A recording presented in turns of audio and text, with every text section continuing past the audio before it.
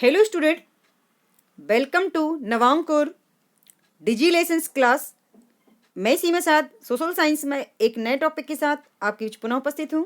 तो स्टूडेंट्स, आज हम पढ़ेंगे भारत और संयुक्त राष्ट्र के बारे में। मीन्स आज का हमारा टॉपिक है भारत और संयुक्त राष्ट्र। तो आइए हम शुरुआत करते हैं संयुक्त राष्ट्र संघ की विशेष संस्थाओं की। किसकी? संयुक्त राष्ट्र संघ की विशेष संस्थाओं की। आर्थिक व सामाजिक विकास के क्षेत्र में अंतर्राष्ट्रीय सहयोग का संयुक्त राष्ट्र संघ के लिए महत्व है। यानी क्या है? आर्थिक व सामाजिक विकास के क्षेत्र में अंतर्राष्ट्रीय सहयोग का संयुक्त राष्ट्र संघ के लिए बहुत महत्व है।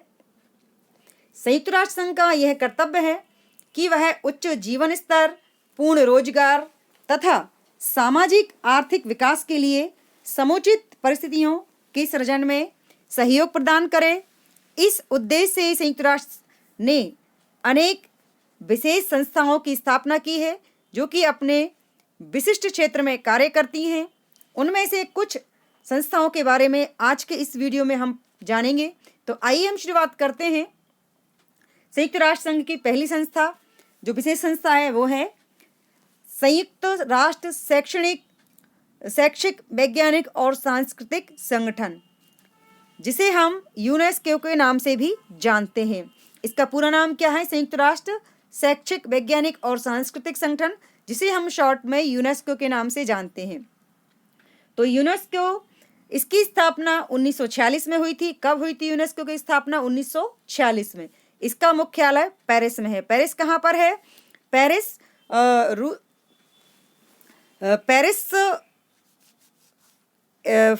फ्रांस जो देश है उसकी राजधानी है पेरिस। क्या है? फ्रांस की राजधानी है पेरिस। तो फ्रांस जो देश है उसकी राजधानी पेरिस में इसका हेड ऑफिस है।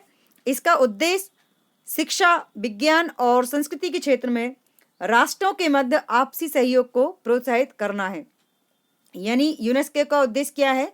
शिक्षा, विज्ञान और संस्कृति के क्षेत्र में देशों के बीच आपसी सहयोग को प्रोत्साहित करना इसका मेन उद्देश्य है। दूसरी संस्था है संयुक्त राष्ट्र संघ की विश्व स्वास्थ्य संगठन। क्या नाम है इसका? विश्व स्वास्थ्य संगठन, जिसे हम शॉर्ट में WHO के नाम से जानते हैं, जिसका फुल फॉर्म होता है वर्ल्ड हेल्थ ऑर्गेनाइजेशन। क्या होता है WHO का full form? World Health Organization, ये इसका पूरा नाम है। इसकी स्थापना 1948 में हुई थी और इसका उद्देश्य सभी लोगों के शारीरिक व मानसिक स्वास्थ्य में सुधार लाना है। यानी विश्व स्वास्थ्य संगठन जो है वर्ल्ड हेल्थ ऑर्गेनाइजेशन जो है उसका उद्देश्य क्या है? पूरी दुनिया के लोगों को शारीरिक और मानसिक रूप से उनके स्वास्थ्य में सुधार लाना, यानी मेंटली और फिजिकली दोनों तरीके से दुनिया के लोग स्वस्थ रहें, ये इसका मेन उद्देश्य है। और इसकी स्थापना 1948 में हुई थी। इसके बाद हम बात करेंगे तीसरी संस्था की, जिसका नाम है संयुक्त राष्ट्र अंतर्राष्ट्रीय बाल आपात कोष। क्या नाम है? संयुक्त राष्ट्र अंतर्राष्ट्रीय बाल आपात कोष, जिसे हम यूनिसेफ के नाम से जानते हैं। क्या नाम है इसका? यूनिसेफ। यूनिसेफ के नाम से हम इसे ज़्यादा जानते हैं। तो यूनिसेफ की स्थापना 1946 में हुई थी। कब हुई थी इसकी स्थापना? 1946 में हुई थी। यूनिसेफ सभी बच्चों को बिना किसी जाति, धर्म का भेदभाव किए सहायता दिए जाने का प्रावधान करता है। यह संगठन स्वास्थ्य, पोषण और शिक्षा के क्षेत्र में भी कार्य करता है। यानी ये जो यूनिसेफ नाम की संस्था है, इसका जो मेन उद्देश्य है, यह काम है, वो क्या है? वो है इसका कि दुनिया के सभी बच्चों को बिना किसी जाति, धर्म और देश का भेदभाव किए हुए ये सभी लोगों को सहायता देता है। यानी दुनिया के सभी बच्चों को यह सहायता देता है। और यह संगठन पोषण, स्वास्थ्य और शिक्षा के क्षेत्र में भी कार्य करता है। इसके अलावा अब हम बात करेंगे संयुक्त राष्ट्र संघ की चौथे नंबर की जो विशेष संस्था है, जिसका नाम है अंतर्राष्ट्रीय श्रम संगठन। क्या नाम है इसका? अंतर्राष्ट्रीय श्रम संगठन, ILO, जो शॉर्ट में लिखा है। I means international, L means labour और O मीन्स ऑर्गेनाइजेशन, यानी इंटरनेशनल लेबर ऑर्गेनाइजेशन, जिसका पूरा नाम है, जिसे हम हिंदी में अंतर्राष्ट्रीय श्रम संगठन के नाम से जानते हैं। तो संयुक्त राष्ट्र संघ की विशेष संस्था के रूप में 1946 में इस ILO यानी कि अंतर्राष्ट्रीय श्रम संगठन की स्थापना की गई। कब की गई? 1946 में। यानी जब यूनिसेफ की स्थापना की गई थी तभी 1946 में इसकी स्थापना हुई थी। और इसका उद्देश्य सामाजिक न्याय के लिए प्रयास करना और श्रमिकों की दशा में सुधार लाना है। यानी इसका उद्देश्य क्या है? सामाजिक न्याय के लिए काम करना और जो श्रमिक होते हैं, जो मजदूर वर्ग होता है, उनकी दशा को सुधारना इसका मेन उद्देश्य है। अब हम बात करेंगे पांचवी इसकी संस्था है खाद्य एवं कृषि संगठन। क्या नाम है? खाद्य एवं कृषि संगठन, जिसका शॉर्ट में FAO के नाम से जानते हैं, यानी फूड एग्रीकल्चर ऑर्गेनाइजेशन। यह संयुक्त राष्ट्र संघ की विशेष संस्था है जिसकी स्थापना 1945 में हुई। यानी हम ये कह सकते हैं कि अभी तक हमने जितनी 4 संस्थाओं के बारे में पढ़ा, उन सब से अगर कोई संस्था पुरानी है तो वो ये खाद्य एवं कृषि संगठन, क्योंकि इसकी स्थापना 1945 में हुई। इस संगठन का उद्देश्य है विश्व में व्यापक निर्धनता मीन्स होता है गरीबी, कुपोषण और भुखमरी के विरुद्ध संघर्ष करना।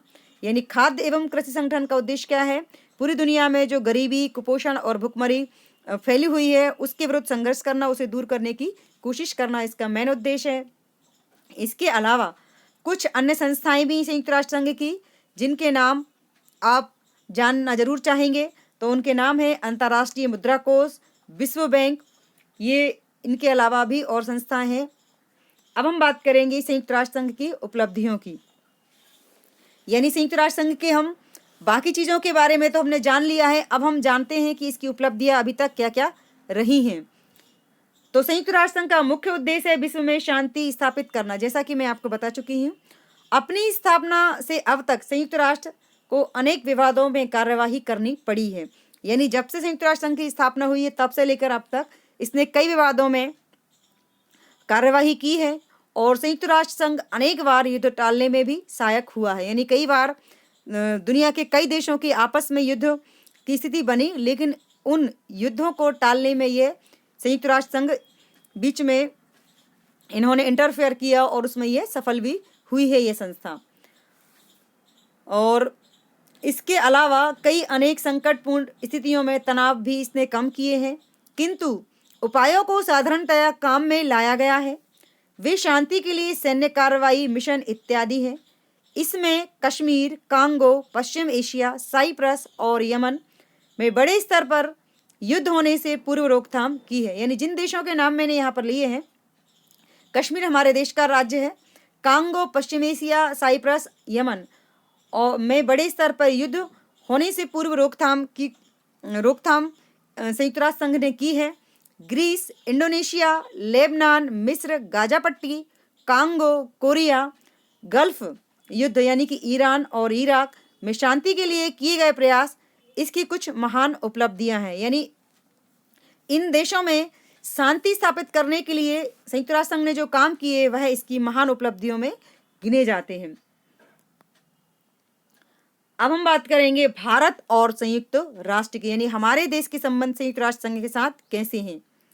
प्रारंभ से ही भारत ने संयुक्त राष्ट्र संघ और उसके कार्यक्रम का समर्थन किया। यानी शुरुआत से ही हमारे देश ने संयुक्त राष्ट्र संघ और उसने जो कार्यक्रम बनाए, जो भी नीतियां बनाई, उनका समर्थन किया है। भारत ने सदा से ही संयुक्त राष्ट्र संघ को एक ऐसी संस्था माना है जो अंतर्राष्ट्रीय शांति, अंतर्राष्ट्रीय सहयोग से स्वतंत्रता, शांति और समृद्धि में अभिवृद्धि करेगी। यानी भारत की नज़र में संयुक्त राष्ट्र संस्था एक ऐसी संस्था है जो कि स्वतंत्रता, शांति और समृद्धि में अभिवृद्धि करेगी। विश्व के विभिन्न भागों में उपनिवेशीय शासन के विरुद्ध भारत की सदैव प्रमुख भूमिका रही है। यानी पूरी दुनिया में जो देश दूसरे देशों के गुलाम हैं उसके विरोध में भारत हमेशा से खड़ा रहा है और उसे दूर करने की कोशिश भारत ने हमेशा से की है। भारत में इंडोनेशिया, लीबिया, ट्यूनीशिया, घाना, मोरक्को और अल्जीरिया की स्वतंत्रता का समर्थन किया है। ये जो नाम मैं यहाँ पर ले रही हूँ, इन देशों में ये जो गुलाम थे, इनकी स्वतंत्रता के लिए भारत हमेशा समर्थन करता रहा है। जातीयता पर आधारित दक्षिण अफ्रीका के शासन द्वारा अपनाई गई जातीय रंग भेद नीति का विरोध करने में भारत ने संयुक्त राष्ट्र का निरंतर समर्थन किया है। यानी जाति के आधार पर दक्षिण अफ्रीका के शासन द्वारा जो नीतियां अपनाई गई थी, रंग भेद यानी कि कौन गोरा है कौन काला है, इसके आधार पर जो वहाँ पर नीति अपनाई गई थी उसे का विरोध करने में भी भारत ने संयुक्त राष्ट्र संघ का हमेशा से ही समर्थन किया है। संयुक्त राष्ट्र संघ जो काम करता है, जो नीति अपनाता है, उसका समर्थन भारत शुरू से करता आया है और आज भी करता है। और संयुक्त राष्ट्र संघ ने जो कानून बनाए हैं उन्हें भी फॉलो हमारे देश भारत ने किया है और हमारे देश के कानून में उन्हें लागू किया है, उन्हें जगह दी है। तो इस तरह ओवरऑल हम ये कह सकते हैं कि हमारे देश भारत और संयुक्त राष्ट्र संघ के काफ़ी अच्छे संबंध हैं और बहुत ही मतलब कि मिलकर ये दोनों संस्थाएं मतलब देश और संस्था काम करती है। संयुक्त राष्ट्र संघ द्वारा शांति के लिए की गई सैन्य कार्यवाही में भी भारत की महत्वपूर्ण भूमिका रही है। संयुक्त राष्ट्र संघ शांति के लिए जो सैन्य कार्यवाही उसने की है उसमें भारत ने महत्वपूर्ण भूमिका अदा की है। संयुक्त राष्ट्र संघ की अपनी कोई निजी सेना नहीं है, अतः ये अपने सदस्य राष्ट्रों से सेना भेजने का अनुरोध करता है। यानी संयुक्त राष्ट्र संघ जो संस्था है जो कि पूरी दुनिया में अंतर्राष्ट्रीय लेवल पर शांति स्थापित करने का काम करती है, तो इसकी अपनी कोई निजी सेना नहीं है। इसके जो सदस्य देश होते हैं उन्हीं देशों से ही मतलब कि सैन्य कार्यवाही करवाता है, उन्हीं से सेनाएं लेता है। तो कोरिया के युद्ध में घायलों की प्राथमिक चिकित्सा हेतु भारत ने एक चिकित्सक दल भेजा था। यानी कोरिया के युद्ध में जो घायल हुए थे उनकी प्राथमिक चिकित्सा करने का जिम्मा भारत ने लिया था और इसके लिए भारत ने अपने देश से एक चिकित्सक दल यानी डॉक्टरों का एक दल वहां पर कोरिया में भेजा था।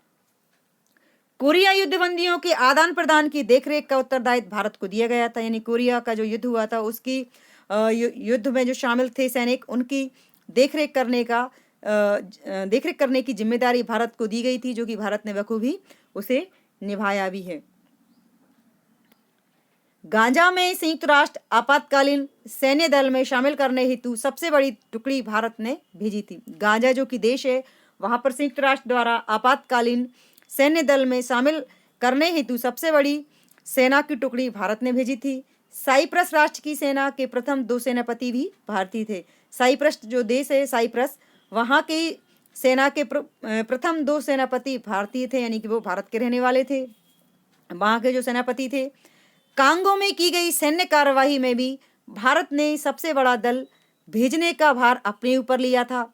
यानी कांगो जो देश है वहाँ पर सबसे बड़ी जो सैन्य कार्यवाही हुई उसमें सेना भेजने का जो मतलब कि सेना का जो दल था वो भारत का था, जो इस संकट को समाप्त करने में सहायक भी हुआ था। तो इस तरह भारत हमेशा से संयुक्त राष्ट्र संघ का समर्थक देश रहा है।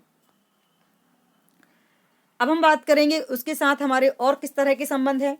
तो सुरक्षा परिषद में सक्रिय भाग लेता रहा है भारत जो है, यानी कि हमारा देश सुरक्षा परिषद में सक्रिय रूप से भाग लेता रहा है। संयुक्त राष्ट्र संघ की जो सुरक्षा परिषद संस्था है जो कि बहुत महत्वपूर्ण संस्था है, उसमें भारत शुरू से ही सक्रिय रहा, उसमें भाग लेता रहा है और जिसका वह 5 बार सदस्य रह चुका है। यानी अंतर्राष्ट्रीय लेवल पर जो सुरक्षा स्थापित करने के लिए काम करती सुरक्षा परिषद, उसका भारत सदस्य रहा और उसमें 5 बार उसका सदस्य रहा है। उसने संयुक्त राष्ट्र के अनेक संगठनों में सक्रिय रूप से भाग लिया है। उदाहरण स्वरूप न्यास परिषद का भारत 12 साल तक और आर्थिक तथा सामाजिक परिषद का 20 वर्ष तक सदस्य रहा है। यानी कि यह समय कम नहीं होता है। संयुक्त राष्ट्र संघ का जो सुरक्षा परिषद है उसका भारत 5 बार उसका सदस्य रहा। इसके अलावा उसकी जो न्यास परिषद और सामाजिक परिषद है, आर्थिक और सामाजिक परिषद, उसका भारत 20 साल तक सदस्य रहा। अंतर्राष्ट्रीय न्यायालय में भी अध्यक्ष के पद पर भारत का प्रतिनिधि रह चुका है। यानी भारत का व्यक्ति अंतर्राष्ट्रीय न्यायालय में भी सदस्य रह चुका है। तो इस तरह भारत की भूमिका संयुक्त राष्ट्र संघ में काफ़ी महत्वपूर्ण रही है शुरू से ही और आज भी है, और भारत के लोग उसमें शामिल होते रहे और भारत के लोग उसके सदस्य बनते रहे हैं, चाहे सुरक्षा परिषद हो, चाहे सामाजिक न्याय परिषद हो और चाहे अंतर्राष्ट्रीय न्यायालय हो। संयुक्त राष्ट्र संघ की विशेष संस्थाओं में भारत हमेशा से उसका सदस्य रहा है। सिर्फ सुरक्षा परिषद का स्थायी सदस्य नहीं है, इसके लिए भारत आज भी प्रयासरत है और शायद आने वाले समय में हो सकता है भारत इसका सदस्य भी स्थायी बन जाए। Thanks for watching.